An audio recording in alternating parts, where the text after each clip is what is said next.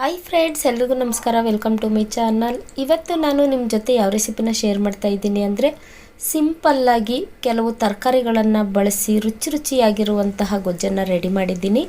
ಈ ಗೊಜ್ಜನ್ನು ನಾವು ಯಾವುದ್ರ ಜೊತೆ ಬೇಕಾದ್ರೂ ತಿನ್ನಬಹುದು. ರೊಟ್ಟಿ, ದೋಸೆ, ಪೂರಿ, ಚಪಾತಿ ಮತ್ತು ಅನ್ನದ ಜೊತೆ ಊಟ ಮಾಡೋದಕ್ಕಂತೂ ತುಂಬಾ ರುಚಿಯಾಗಿರುತ್ತೆ. ಮಕ್ಕಳು ಲಂಚ್ ಬಾಕ್ಸಿಗೆ ಹಾಕೊಟ್ರಂತೂ ಸ್ವಲ್ಪನೂ ಉಳಿಸೋದಿಲ್ಲ. ಬಾಕ್ಸ್ ಪೂರ್ತಿ ಖಾಲಿ ಮಾಡ್ಕೊಬರ್ತಾರೆ, ಅಷ್ಟು ರುಚಿಯಾಗಿರುತ್ತೆ ಈ ಗೊಜ್ಜನ್ನು ನಾನು ಯಾವ ರೀತಿ ಮಾಡಿದ್ದೀನಿ ಅನ್ನೋ ವಿಡಿಯೋನ ನಿಮ್ಮ ಜೊತೆ ಶೇರ್ ಮಾಡ್ತಾ ಇದ್ದೀನಿ. ದಯವಿಟ್ಟು ವಿಡಿಯೋನ ಸ್ಕಿಪ್ ಮಾಡದೆ ನೋಡ್ಕೊಂಡು ಬರೋಣ ಬನ್ನಿ. ಇವಾಗ ಕೆಲವೊಂದಿಷ್ಟು ತರಕಾರಿಗಳನ್ನು ತಗೊಂಡಿದ್ದೀನಿ. ಆಲೂಗೆಡ್ಡೆ, ಬೀನ್ಸು, ಕ್ಯಾರೆಟು, ನವಿಲುಕೋಸು ಮತ್ತು ಕಾಬೂಲ್ ಕಡಲೆಕಾಳು ತಗೊಂಡಿದ್ದೀನಿ. ನಿಮಗೆ ಕಾಬೂಲ್ ಕಡಲೆಕಾಳು ಇಲ್ಲ ಅಂದರೆ ನೀವು ಮಾಮೂಲಿ ಕಡಲೆಕಾಳು ಬರುತ್ತೆ ನೋಡಿ, ಅದನ್ನು ಹಾಕ್ಕೋಬಹುದು. ಕಡಲೆಕಾಳನ್ನು ನೀವು ರಾತ್ರಿನೇ ನೆನೆಸ್ಕೊಬೇಕಾಗುತ್ತೆ ಈ ರೀತಿ ಗೊಜ್ಜು ಮಾಡಬೇಕು ಅಂದರೆ. ಇವಾಗ ರುಬ್ಬೋದಕ್ಕೆ ಏನೆಲ್ಲ ಮಸಾಲ ತಗೊಂಡಿದ್ದೀನಿ ಅಂತ ತೋರಿಸ್ತಾ ಇದ್ದೀನಿ. ಮೀಡಿಯಮ್ ಸೈಜ್ ಒಂದೆರಡು ಈರುಳ್ಳಿ ಕಟ್ ಮಾಡ್ಕೊಂಡಿದ್ದೀನಿ. ಒಂದು ಮೀಡಿಯಮ್ ಸೈಜ್ ಒಂದು ಗೆಡ್ಡೆ ಬೆಳ್ಳುಳ್ಳಿನ ಸಿಪ್ಪೆ ತೆಗೆದಿಟ್ಕೊಂಡಿದ್ದೀನಿ. ಒಂದು 3 ಇಂಚು ಶುಂಠಿ, 4 ಲವಂಗ, ಒಂದು 2ರಿಂದ 3 ಪೀಸು ಚಕ್ಕೆ, ಅರ್ಧ ಭಾಗ ತೆಂಗಿನಕಾಯಲ್ಲಿ ಅರ್ಧದಷ್ಟು ಮಾತ್ರ ತಗೊಂಡಿದ್ದೀನಿ. ಒಂದು 2ರಿಂದ 3 ಟೊಮೊಟೊ ತಗೊಂಡಿದ್ದೀನಿ. ಸ್ವಲ್ಪ ಕೊತ್ತಂಬರಿ, ಸ್ವಲ್ಪ ಪುದೀನ ತಗೊಂಡಿದ್ದೀನಿ. ಇವಾಗ ಇಷ್ಟು ಮಸಾಲೆಯನ್ನು ನೈಸಾಗಿ ರುಬ್ಕೊಬೇಕು. ಇವಾಗ ಒಗ್ಗರಣೆ ಮಾಡೋದಕ್ಕೆ ಅಂತ ಸ್ಟವ್ ಮೇಲೆ ಒಂದು ಕುಕ್ಕರ್ ಇಟ್ಕೊಂಡು ಅದರಲ್ಲಿ 4ರಿಂದ 5 ಸ್ಪೂನ್ ಆಗುವಷ್ಟು ಎಣ್ಣೆ ಹಾಕ್ತಾ ಇದ್ದೀನಿ. ಎಣ್ಣೆ ಸ್ವಲ್ಪ ಚೆನ್ನಾಗಿ ಬಿಸಿ ಆಗಬೇಕು. ಎಣ್ಣೆ ಬಿಸಿಯಾದ ನಂತರ ನಾನಿಲ್ಲಿ ಅರ್ಧ ಸ್ಪೂನ್ ಸಾಸಿವೆ ಹಾಕ್ತಾ ಇದ್ದೀನಿ. ಸಾಸಿವೆ ಸ್ವಲ್ಪ ಚೆನ್ನಾಗಿ ಚಿಟಪಟ ಅಂತ ಸಿಡಿಬೇಕು, ಅಲ್ಲಿವರೆಗೂ ಹಾಗೆ ಬಿಡಬೇಕು.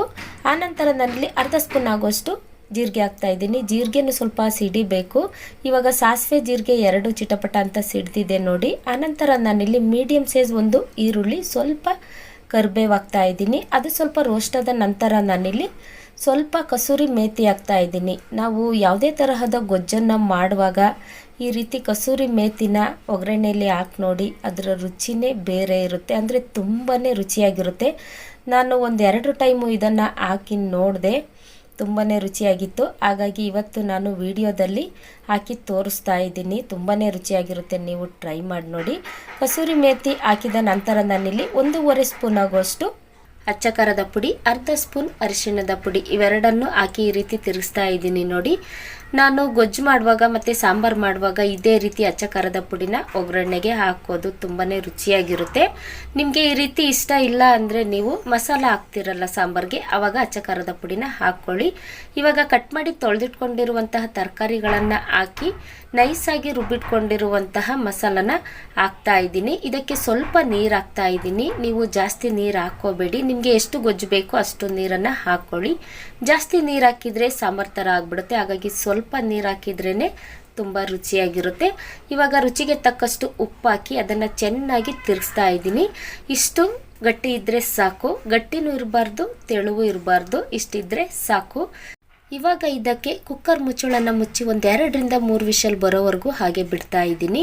ಯಾಕೆಂದರೆ ತರಕಾರಿನ ಚೆನ್ನಾಗಿ ಬೇಯಿಸ್ಕೊಂಡಷ್ಟು ತರಕಾರಿ ಗೊಜ್ಜು ತುಂಬಾ ರುಚಿಯಾಗಿರುತ್ತೆ. ಹಾಗಾಗಿ 3 ವಿಷಲ್ ಮಾತ್ರ ತಗೊಳ್ತಾ ಇದ್ದೀನಿ.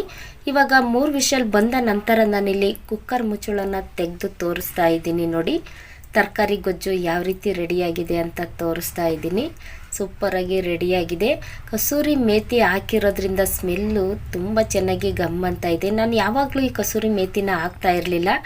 1-2 ಸರಿ ಟ್ರೈ ಮಾಡಿದೆ, ತುಂಬಾ ಇಷ್ಟ ಆಯಿತು. ವಾರದಲ್ಲಿ 1 ದಿನನಾದರೂ ಈ ರೀತಿ ಬೆಳಗಿನ ತಿಂಡಿಗೆ ಮತ್ತು ಮಧ್ಯಾಹ್ನದ ಊಟಕ್ಕೆ ಈ ರೀತಿ ಗೊಜ್ಜನ್ನು ಟ್ರೈ ಮಾಡಿ ನೋಡಿ, ತುಂಬಾ ರುಚಿಯಾಗಿರುತ್ತೆ. ಮತ್ತು ಮನೆಯವರೆಲ್ಲರೂ ಸಹ ಇಷ್ಟಪಟ್ಟು ಹೊಟ್ಟೆ ತುಂಬ ತಿಂಡಿ ಅಥವಾ ಊಟನ ಮಾಡ್ತಾರೆ, ಅಷ್ಟು ರುಚಿಯಾಗಿರುತ್ತೆ ಈ ತರಕಾರಿ ಗೊಜ್ಜು. ನನಗಂತೂ ತುಂಬಾ ಇಷ್ಟ ಆಯಿತು ಈ ತರಕಾರಿ ಗೊಜ್ಜು. ಈ ತರಕಾರಿ ಗೊಜ್ಜಿಗೆ ಇವತ್ತು ನಾನು ದೋಸೆ ಮಾಡಿದ್ದೀನಿ. ನನ್ನ ಮಗ ಸ್ವಲ್ಪನೂ ತರಕಾರಿ ತಿಂತಾ ಇರಲಿಲ್ಲ. ಪಲಾವ್ ಏನಾದರೂ ಮಾಡಿದರೆ ನಾನು ಅದನ್ನೆಲ್ಲ ತೆಗೆದಿಟ್ಟು ಬರೀ ಅನ್ನ ಕೊಡಬೇಕಾಗಿತ್ತು, ಆ ರೀತಿ ಮಾಡೋನು.